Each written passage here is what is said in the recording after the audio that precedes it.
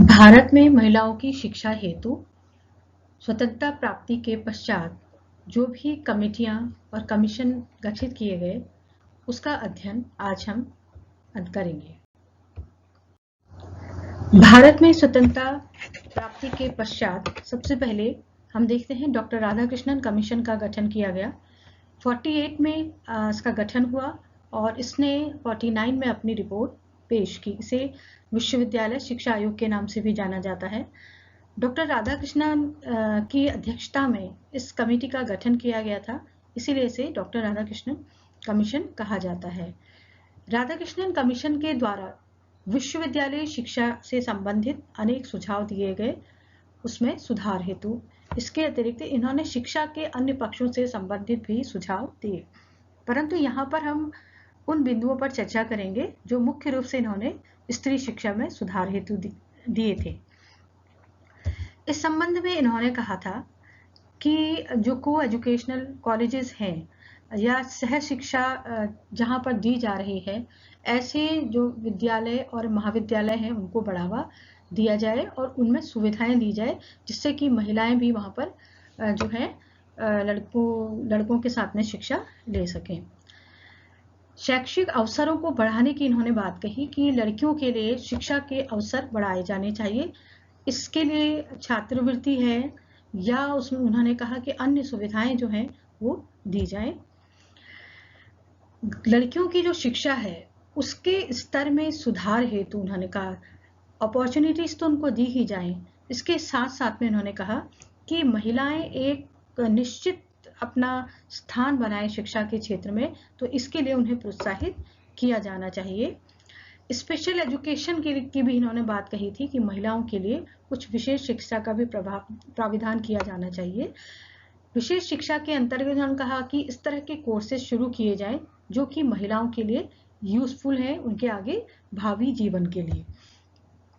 इसके अतिरिक्त महिला शिक्षिकाएं जो हैं कार्य कर रही हैं, तो उनके लिए उन्होंने कहा कि विशेष जो है उनको ध्यान में उनके लिए रखा जाए कि जो पुरुष शिक्षक हैं उन्हीं के समान महिला शिक्षिकाओं को भी वेतन आदि दिया जाए और इसके अतिरिक्त जो भी सुविधाएं हैं वो भी उनको मुहैया कराई जाए। भारतीय संविधान के आर्टिकल 45 जो कि एक महत्वपूर्ण है शिक्षा के लिए, इसमें फ्री कंपलसरी सार्वभौमिक शिक्षा की बात कही गई है, विशेष रूप से 6 से 14 वर्ष के आयु के बच्चों के लिए। इसके साथ ही आर्टिकल 16 के तहत इसमें यह कहा गया कि लिंग के आधार पर कोई भी भेदभाव न किया जाए। वहाँ पर जो है लैंगिक सुविधाएं जो हैं वो छात्राओं को एक समान दी जानी चाहिए। आर्टिकल 15(3) के अंतर्गत विशेष प्राविधान की बात कही गई है महिलाओं के लिए और बच्चों के लिए। उन विशेष प्राविधान के अंतर्गत उन्हें विशेष सुविधाएं देने की बात कही गई है। आर्टिकल 42 में कहा गया कि जो मानवता है उनको उसको ध्यान में रखते हुए जहाँ जहाँ महिलाएं कार्य कर रही हैं उन कार्य क्षेत्रों में महिलाओं को जो है मैटरनिटी जो रिलीफ है उसकी सुविधा दी जानी चाहिए। प्रत्येक क्षेत्र में कार्य करने वाली महिलाओं के संदर्भ में ये उन्होंने बात कही थी। भारत में महिलाओं की शिक्षा में सुधार हेतु दुर्गाबाई देशमुख कमेटी का 1958 में गठन किया गया और 59 में इस कमेटी ने अपनी रिपोर्ट पेश की है। यदि इनके उपलब्धियों पर हम प्रकाश डालते हैं तो हम देखते हैं कि 1937 में आंध्र महिला सभा का इन्होंने गठन किया। इसके पश्चात सेंट्रल सोशल वेलफेयर बोर्ड 1953 में भी इनका के द्वारा गठन किया गया। यह प्रथम गवर्नर रही रिजर्व बैंक ऑफ इंडिया की तथा 1950 से 56 तक इन्होंने जो है फाइनेंस मिनिस्टर का भी कार्यभार संभाला। National council on women education जो है उसकी भी ये 1958 में गवर्नर नियुक्त रही। दुर्गाबाई देशमुख कमेटी के द्वारा जो मुख्य सुझाव दिए गए उन सुझावों के अनुसार उन्होंने कहा कि जो है महिलाओं की जो शिक्षा है वह राज्य और केंद्र दोनों का ही दायित्व है तथा उन्हें उसे प्रायोरिटी उनके द्वारा दी जानी चाहिए। शिक्षा उन्होंने कहा था जो केंद्रीय स्तर पर जो शिक्षा है वहां पर है कि महिलाओं की शिक्षा हेतु एक अलग से विभाग बनाया जाए।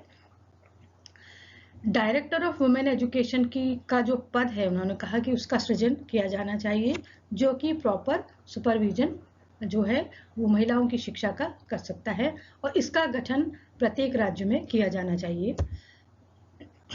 सह शिक्षा से संबंधित भी उन्होंने विचार दिए।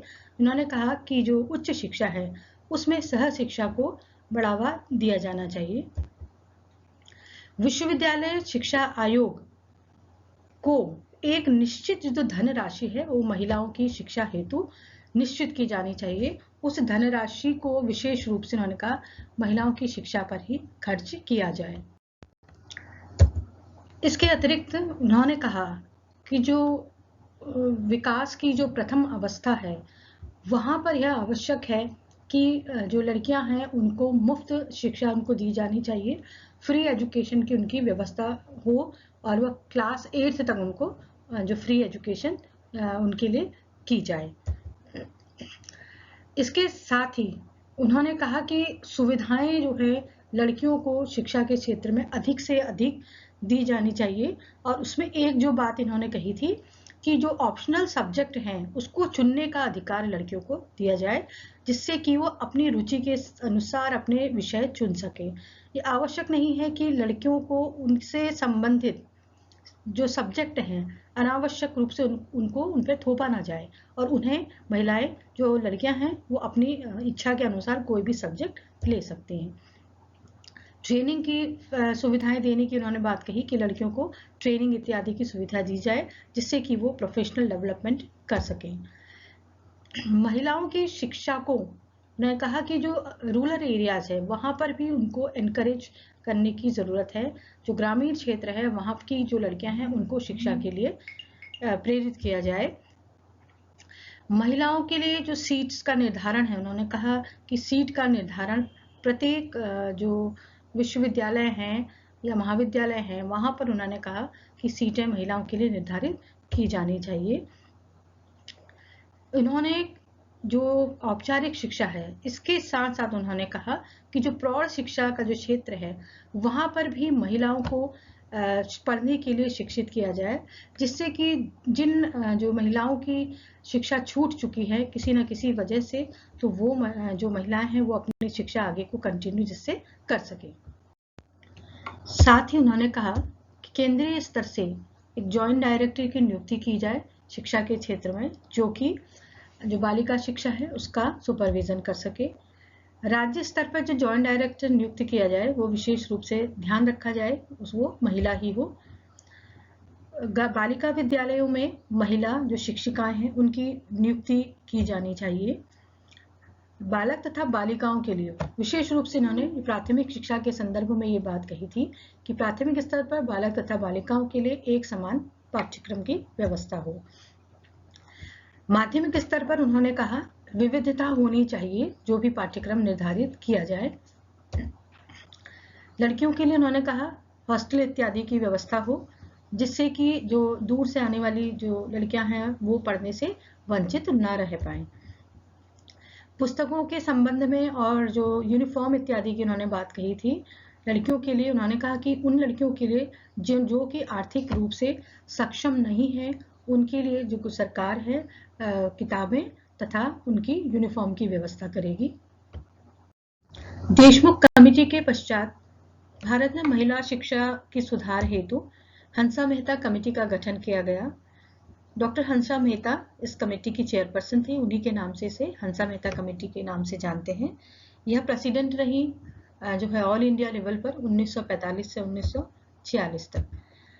इन्होंने जो महिला शिक्षा हेतु जो भी सुझाव दिए वो प्राथमिक स्तर से उन्होंने ये सुझाव दिए थे। प्राथमिक स्तर पर इन्होंने कहा कि सह शिक्षा है उसको बढ़ावा दिया जाना चाहिए। लड़कियों की शिक्षा के लिए उन्होंने कहा कि शैक्षिक जो अवसर है उनको प्रदान किए जाएं और सुविधाएं प्रदान की जाएं प्राथमिक स्तर से लेकर उच्च शिक्षा तक। इसके साथ ही उन्होंने कहा कि जो माध्यमिक स्तर है और जो उच्च शिक्षा है उसमें जो मेल टीचर्स हैं उनके साथ साथ फीमेल टीचर्स की भी नियुक्ति की जानी चाहिए। और विशेष जो बात इस कमेटी में कही गई थी, वो इन्होंने कहा था कि जो लड़के और लड़कियां हैं, जो उनके लिए एक समान पाठ्यक्रम हो, चाहे वो होम साइंस का विषय हो अथवा कोई वोकेशनल सब्जेक्ट हो, तो सभी के लिए उन्होंने कहा एक समान जो विषय हैं वो रखे जाने चाहिए। इसी क्रम में 1963 में महिलाओं की शिक्षा में सुधार हेतु भक्त वत्सलम कमेटी का गठन किया गया। भारत में राष्ट्रीय महिला शिक्षा समिति है, उसके द्वारा इस कमेटी का गठन किया गया। इसके जो चेयरपर्सन थे एम भक्त वत्सलम, तत्कालीन मुख्यमंत्री थे मद्रास के। जो भी इसमें सुझाव दिए गए, उन सुझावों के अनुसार इन्होंने भी कुछ बातें वही कही थी जो पिछली कमेटियों में कही गई थी। जैसे कि उन्होंने कहा कि लड़कियों के लिए हॉस्टल का प्रबंध होना चाहिए। ये विशेष रूप से महिलाओं में उस परिस्थिति को ध्यान में रखते हुए कहा गया कि जो लड़कियां आसपास उच्च शिक्षा का या माध्यमिक शिक्षा का प्रबंध नहीं है, वो शिक्षा से वंचित न रहने पाए। इसके साथ ही इन्होंने कहा था कि जो राष्ट्रीय स्तर पर उन्होंने कहा था जो प्राइवेट ऑर्गेनाइजेशन है उनको साथ लेते हुए शिक्षा को आगे बढ़ाया जाना चाहिए। पुस्तकों के लिए और यूनिफॉर्म को फ्री करने की बात इन्होंने भी कही महिलाओं लड़कियों के लिए, उन लड़कियों के लिए कि जो कि आर्थिक रूप से सक्षम नहीं है। विशेष रूप से इन्होंने जो एक बात कही कि जो हिल एरियाज में हैं, जो पिछड़े हुए क्षेत्र हैं, एक तो विशेष रूप से कहा उन्होंने, और दूसरे जो पहाड़ी क्षेत्र हैं जहाँ पर शिक्षा का प्रसार कम हुआ है अभी तक, तो उन्होंने कहा था कि वहाँ पर जो भी शिक्षकों की नियुक्ति की जाए उनको एक्स्ट्रा कुछ ना कुछ बेनिफिट मिलना चाहिए। तो एक्स्ट्रा रेम्युनरेशन की इन्होंने बात कही, जिससे कि वहाँ उन स्थानों पर भी शिक्षकों की नियुक्ति हो पाए। कंपल्सरी एजुकेशन इन्होंने कहा था कि हो, जो कि निःशुल्क हो महिलाओं के लिए एक निश्चित अवस्था तक। करिकुलम के संबंध में इन्होंने जो अपने विचार दिए, तो इन्होंने भी जो औपचारिक शिक्षा के साथ साथ अनौपचारिक रूप से प्रौढ़ शिक्षा को भी इन्होंने महत्व दिया। इन्होंने कहा कि शिक्षा में जो व्यवधान है, उस व्यवधान को रोकने के लिए औपचारिक शिक्षा और प्रौढ़ शिक्षा दोनों को ही महत्व दिया जाना चाहिए, और उस जो प्रौढ़ शिक्षा है उसके लिए भी एक निश्चित पाठ्यक्रम की व्यवस्था की जाए। 1964 में कुठारी कमीशन का गठन हुआ और 66 में इन्होंने अपनी रिपोर्ट पेश की। ये एक बहुत बड़ा डॉक्यूमेंट था भारत में शिक्षा में सुधार से संबंधित। इस कमीशन ने प्राथमिक स्तर से लेकर उच्च शिक्षा तथा शिक्षा के अन्य क्षेत्रों के संबंध में अपने सुझाव दिए, और इन्होंने महिला शिक्षा से संबंधित भी कुछ सुझाव दिए थे। डॉक्टर DS कोठारी, इनके नेतृत्व में जिसका कमेटी का गठन हुआ, इन्होंने शैक्षिक अवसरों की समानता की बात कही महिलाओं के लिए, कि उन्हें अवसर दिए जाएं जिससे कि वो एक अपने जीवन में क्या है एक निश्चित कदम उठा सकें शिक्षा के क्षेत्र में। इन्होंने कहा कि जो योजनाएं हमारी पंचवर्षीय योजनाएं बन रही हैं उसमें महिलाओं की शिक्षा से संबंधित विचारों को रखा जाए, जिससे कि महिला शिक्षा है उसमें बढ़ोतरी हो सके। इसके साथ हम देखते हैं कि जितने भी ये प्रयास किए गए थे उसके आधार पर भारत में जो महिलाओं की शिक्षा है उसमें जो सुधार है उसमें काफ़ी तेज़ी आई थी, और उसमें जो प्राविधान किया गया बजट का उसमें भी बढ़ोतरी की गई। सभी के लिए समान शिक्षा के अवसर जो कार्यक्रम 2000 में भारतवर्ष में जिसे लागू किया गया, इस कार्यक्रम के अंतर्गत प्राथमिक स्तर से लेकर उच्च शिक्षा के संबंध में सभी को शिक्षा के अवसर प्रदान करने की बात कही गई। प्राथमिक स्तर पर निःशुल्क शिक्षा विशेष रूप से इस कार्यक्रम का एक भाग था। विश्वविद्यालय स्तर पर विश्वविद्यालय अनुदान आयोग के द्वारा महिलाओं का अधिक से अधिक इन्वॉल्वमेंट इन्होंने कहा कि होना चाहिए प्रत्येक कार्य में, तो उससे संबंधित इन्होंने कुछ बातें रखी थी। उसमें जो पहली बात इन्होंने रखी थी कि एडमिनिस्ट्रेशन से संबंधित जो कार्यक्रम उन्होंने कहा कि महिलाओं के लिए चलाए जाएं, या कि वो कार्यक्रम जिससे कि महिलाएं अपने आप को एम्पावर कर सकें। इसमें इन्होंने कहा कि जो पीएचडी आदि के कार्यक्रम हैं उसके लिए महिलाओं को प्रोत्साहित किया जाए। छात्रावास की सुविधाएं महिलाओं के लिए हों जिससे कि महिलाएं कम खर्च में अपनी पढ़ाई कर सकें। महिलाओं को सुविधाएं दी जाए इंफ्रास्ट्रक्चर से रिलेटेड तथा अन्य सुविधाएं। जैसे इंफ्रास्ट्रक्चर के अंतर्गत इन्होंने कहा जैसे महिलाओं के लिए जो विद्यालय हैं, महाविद्यालय हैं या विश्वविद्यालय हैं, वहाँ पर जैसे कॉमन रूम की व्यवस्था है, टॉयलेट इत्यादि की व्यवस्था है, लाइब्रेरी में रीडिंग रूम की व्यवस्था है, ये सभी व्यवस्थाएं उनके लिए की जाए तथा छात्रवृत्ति आदि की व्यवस्थाएं भी उनके लिए होनी चाहिए। इसके अतिरिक्त जो एकल बालिका है उसकी शिक्षा के लिए उन्होंने विशेष जो बात कही कि इस कार्यक्रम के अंतर्गत। दूसरा ये कहा गया कि जो 12वीं पंचवर्षीय योजना है उस योजना में जो जितने भी कार्यक्रम चले आ रहे हैं उनको और मजबूती दी जाए तथा महिलाओं के लिए और अधिक अवसर बढ़ाए जाने चाहिए। विश्वविद्यालय अनुदान आयोग ने दूसरे भाग में जो अपने सुझाव दिए कि उन्होंने स्टाइफन की व्यवस्था की बात कही। ट्यूशन फीस के साथ साथ स्टाइफन इत्यादि की व्यवस्था की जानी चाहिए जो कि महिलाओं को उच्च शिक्षा में प्रोत्साहित करेगी। इस स्टाइफन के लिए निश्चित एक बजट है उसका प्राविधान किया जाए।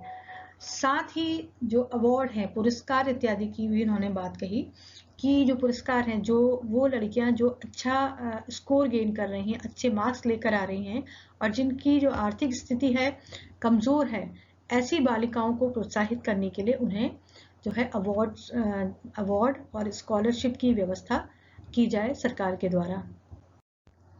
इस प्रकार हम देखते हैं कि भारतवर्ष में आज़ादी के पश्चात महिलाओं की शिक्षा की प्रगति तथा महिलाओं को शिक्षा में आगे बढ़ाने हेतु अनेक प्रयास किए गए, अनेक कमेटियां गठित की गई तथा अनेक कमेटियों के अंतर्गत महिलाओं के लिए अनेक प्राविधान किए गए।